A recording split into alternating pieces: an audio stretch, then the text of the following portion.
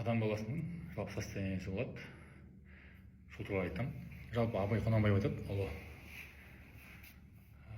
Өзім айтам, қажет адам керегін алсын, керек емес болса таста дейді. Бірақ мен өзім айтам дейді, қара сөздердің бірінде. Сол сияқты мен де өзім айтам. Адамның әртүрлі состояниесі бар. Состоятельный адам, жағдайы бар адам деген кім? Біз оны шатастырғанбыз дәулет адаммен. Ол негізінде адам баласының ішкі состояниесінің қандай болғанында. Состояние жалпы түрлері көп, соның бірін айтып кетейін. Сол бірінің өзінің ішінде түрлі состояние болады. Мысалға, сен де жаман, мен де жаман деген состояние бар. Одан кейін мен жақсы, сен жаман деген состояние бар. Содан кейін мен жаман, сен жақсы деген состояние бар.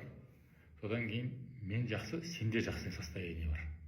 Осы состояние жалпы қарым-қатынаста отбасында десек болады,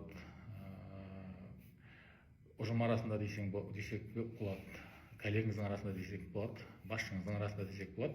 Осы состояние ұстаған кезде сізде мәселе болмайды деп айтсақ болады. Бірінші, сен де жаман, мен де жаман.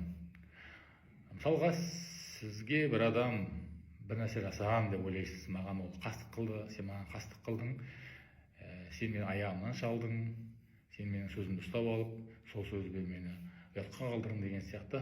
Сен солай істедің ба? Мен де саған көрсетемін. Мен де саған солай істеймін. Деген сияқты, сен маған жамандық қылдың, мен саған жамандықтың көкесін көрсетемін. Көрдіңіз ба?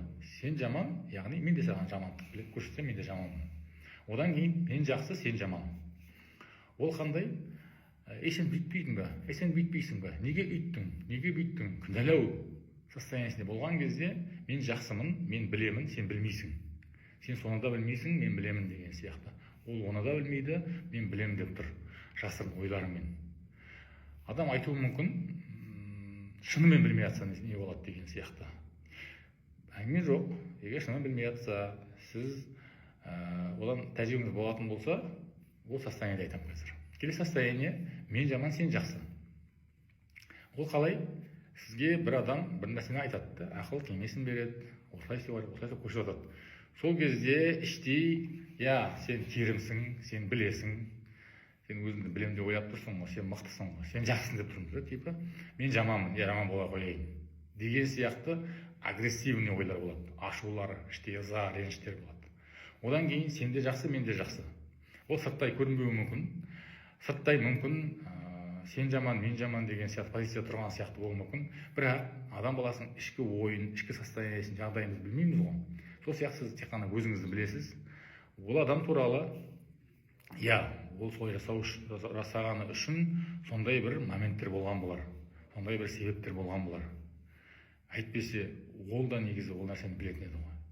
Ол да білу қажет, ол да біледі. Мүмкін бір жерден қателескен мүмкін болуы мүмкін. Сондықтан да қатты правильный болып кетпейміз, бір себептер болуы мүмкін. Саясатта да сондай. Ол жақсы, мен де жақсы, түсіндіре алдым ба? Осы состояние сіз болған кезде сізде қарым-қатынастағы әртүрлі қиын мәселелер болмайтынына 100% гарантия.